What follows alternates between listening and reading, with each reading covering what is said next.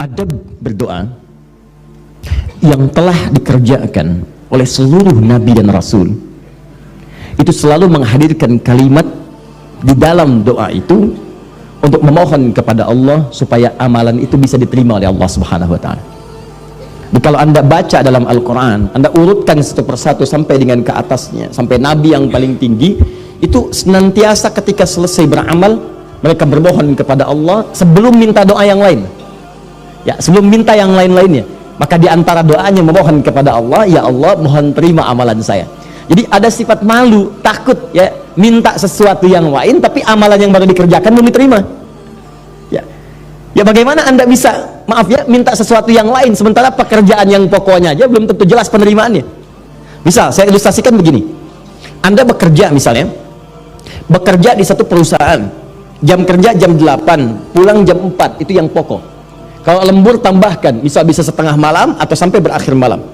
Nah, kalau Anda kerja dapat gaji pokok, kalau Anda lembur dapat tambahan bonus. Nah, sekarang Anda baru pulang misalnya dari kantor, akhir bulan kerjanya keluarnya jam 4, kan? Tiba-tiba ketika pembagian gaji itu, gaji akan diberikan, Anda sudah bertanya bonus.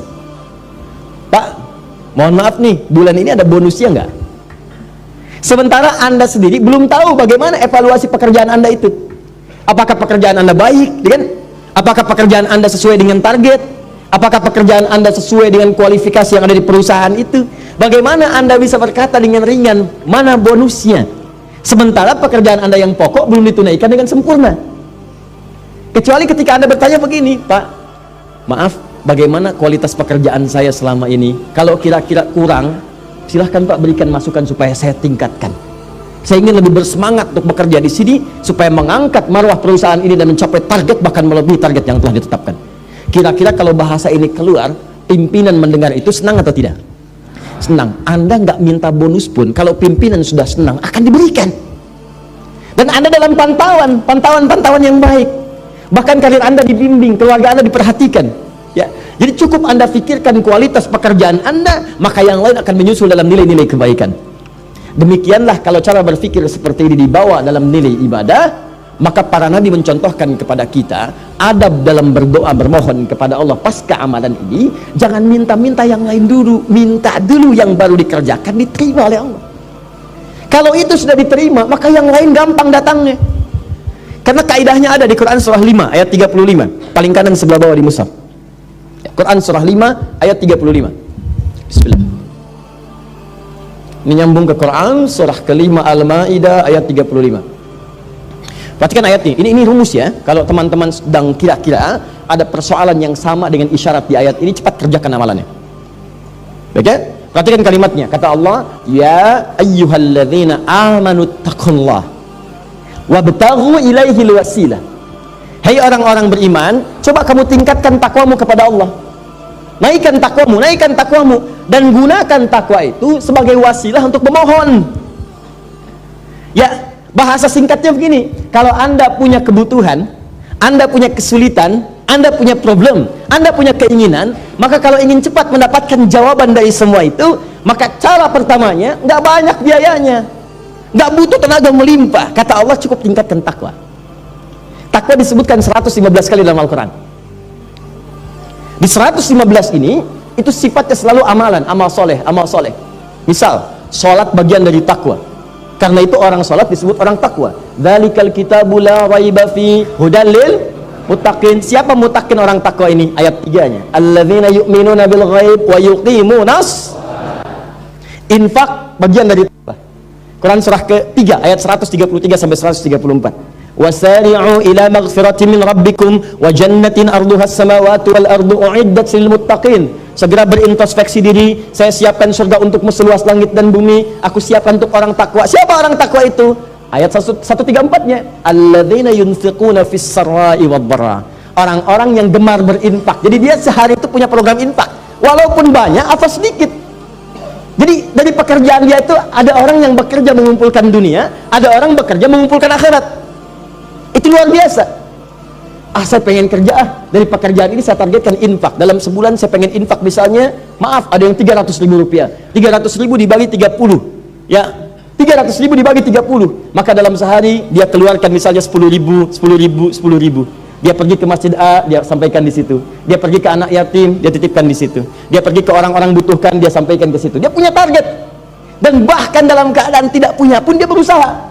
Minimal tidak harus dengan uang. Dia datang ke masjid, dia gunakan tenaganya, dia bersihkan misalnya karpet masjid, dia ambil sampah di masjid, dia masukkan ke dalam tong sampah misalnya. Allahu Akbar. Orang-orang seperti itu ketika dia mengambil wasilah untuk mengerjakan amal soleh, maka kata Allah, awas, hati-hati ya, banyak orang yang tidak sadar dengan anugerah ini.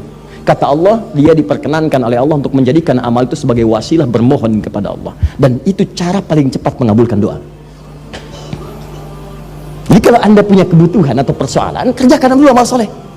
Tadi sholat, bukan cuma sholat fardu, bangun malam tahajud. Di semua jenis sholat keluarkan yang sunnah, tahajud, duha, syuruk. Kalau cuma sholat fardu, semua juga kerjakan sholat fardu. Anda punya masalah serius, yang tidak punya masalah pun sholat fardu juga. Jadi kalau anda punya keinginan lebih, maka lebihkan amalan anda, gunakan sebagai wasilah untuk bermohon. Pernahkah anda ingat kisah 3 orang yang terjebak di gua? Ya kan? Dan mereka sudah mendorong dengan kuat, dengan tenaga yang namun tak mampu keluar. Maka apa yang mereka lakukan? Mereka berdoa kepada Allah dengan amal solehnya. Jelas? Nah, cuma yang paling penting adalah bagaimana doa itu bisa dikabulkan dengan cepat, kata Allah, kalau kualitas amal solehnya ini diterima oleh Allah. Ya, jadi bagaimana anda bisa mendapat pengabulan doa sedangkan amal solehnya aja belum diterima? Paham ya maksud korelasinya? Maka dari itu para nabi mengajarkan kepada kita sebelum minta dulu. Jadi kaidah yang pertama, kalau sudah beramal apapun itu, maka biasakan berdoa. Nih, minta. Atau dibalik, kalau sedang punya persoalan, doa ini kan solusi dari masalah. Nggak mungkin orang berdoa kalau nggak ada permintaan, nggak ada persoalan. Atau pengertian terbaliknya, kalau sedang punya masalah, maka kerjakan amal soleh. Setelah beramal, berdoa supaya masalah ini diselesaikan oleh Allah. Paham? Nah, sekarang adab yang keduanya, ini yang paling penting. Awas, ini yang paling penting. Sebelum minta masalah ini diselesaikan, minta dulu kepada Allah supaya amal yang ini diterima dulu oleh Allah Subhanahu wa taala. Minta diterima amalan yang ini, baru berdoa untuk menyelesaikan persoalan yang sedang kita hadapi. Jelas? Nah, kebiasaan ini sudah dikerjakan oleh nabi-nabi sebelumnya, sebelum Nabi Muhammad SAW. Saya ambil contoh satu saja untuk memudahkan. Quran surah kedua ayat 127. Ini contoh amalan kakek moyangnya Nabi SAW yang ke-30, yaitu Nabi Ibrahim alaihi salam dan putranya Sayyidina Ismail alaihi assalam. Keduanya ditugaskan untuk meninggikan pondasi Ka'bah yang pernah hancur luluh lantak di masa Nabi Nuh alaihi salam. Ya, jarak Nabi Ibrahim ke Nabi Nuh itu ada kisaran 6 sampai 7 generasi. Ya, Ibrahim alaihi salam bin Azar atau bin Nahur bin Abir bin Kinan bin Al-Fakhshad bin Sam bin Nuh alaihi salam. 7 generasi. Setiap generasi bisa ribuan tahun. Jadi di zaman Nabi Adam, Ka'bah sudah ada. Dalilnya Quran surah ketiga ayat 96 sampai 97. Inna awwala baitin wudi'a lin-nas. Rumah pertama yang dibangunkan untuk manusia, bukan manusia yang bangun. Di rumah pertama yang dibangunkan untuk manusia. Jadi ketika Adam turun ke bumi, Quran surah 2 ayat 38, turun ke bumi, Ka'bah sudah ada. Di zaman Nabi Nuh banyak maksiat. Saking banyaknya maksiat itu menantang adab, maka diturunkan banjir besar. Banjir itu menyapu kemudian wilayah sampai ke Ka'bah, sehingga bangunan atasnya itu hancur kena banjir. Tinggal pondasinya. Jelas ya? Zaman Nabi Nuh ke Nabi Adam ada kisaran 5 sampai 6 generasi. Ya, bin Nuh alaihissalam, bin Matusyalah, bin Kinan, bin Anwas, bin Tis, bin Adam alaihissalam. 5 generasi. Baik, jadi setelah hancur itu tinggal pondasi. Dalam bahasa Arab pondasi disebut dengan qaidah. Kalau satu. Kalau banyak disebut dengan qawaid. Maka di zaman Nabi Ibrahim diperintahkan Nabi Ibrahim dan putranya Ismail untuk meninggikan kembali pondasi Ka'bah tadi. Ka'bahnya disebut dengan bait, pondasinya disebut dengan qawaid. Maka baca ayatnya. Meninggikan disebut dengan yarfa'. Wa idh yarfa'u Ibrahimul qawaid minal bait wa Ismail. Dan ketika Allah perintahkan kembali Nabi Ibrahim dan putranya untuk meninggikan pondasi Ka'bah yang hancur atasnya di masa Nabi Nuh alaihissalam. Baik ya? Jadi mulailah Nabi Ibrahim mengambil batu, mulai meninggikan. Nah, dipijaklah pijakan pertama dalam bahasa Arab untuk mengerjakan nilai kebaikan yang mengangkat seseorang derajat yang jadi naik disebut dengan maqam namanya. Maka pijakan itu kakinya disebut dengan maqam. Karena yang memijak Nabi Ibrahim maka disebut dengan maqam Ibrahim. Sampai sekarang posisinya dijelaskan, bahkan diabadikan tempatnya sebagai ilustrasi pada kita. Itulah tempat pertama Nabi Ibrahim memijakkan kaki untuk meninggikan bangunan Ka'bah.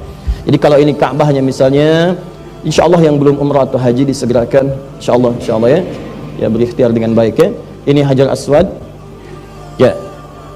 Kemudian di sini ada makam Ibrahim. Nah, di sini pertama kali menginjakkan kakinya. Nah, Nabi Ibrahim setelah selesai, apa yang dikatakan oleh beliau? Padahal doanya banyak. Minta dijadikan istiqomah dalam keislaman, minta diberikan berkah dalam keturunan, minta dikirimkan seorang nabi yang terakhir, yang soleh, yang terbaik, yang mulia. Tapi sebelum minta semua itu, perhatikan doanya. Rabbana taqabbal minna innaka antas sami'ul alim. Ya Allah, mohon terima amalan kami. Coba lihat, sebelum minta yang ayat 128-nya, 129-nya itu kan permintaan-permintaan banyak. Istiqomah, jadikan keturunan semua soleh, muslim yang baik, lahirkan seorang nabi di tempat terbaik. Itu sebelum minta semua itu, terima dulu amalan saya, ya Allah. Saya malu kalau minta banyak-banyak, yang ini aja belum diterima. Paham ya? Nah, inilah kebiasaan para nabi, bahkan sejak nabi-nabi sebelumnya, dari era Nabi Ibrahim alaihissalam sampai ke Nabi Muhammad sallallahu alaihi wasallam. Jarak Nabi Muhammad ke Nabi Ibrahim itu sampai 30 generasi.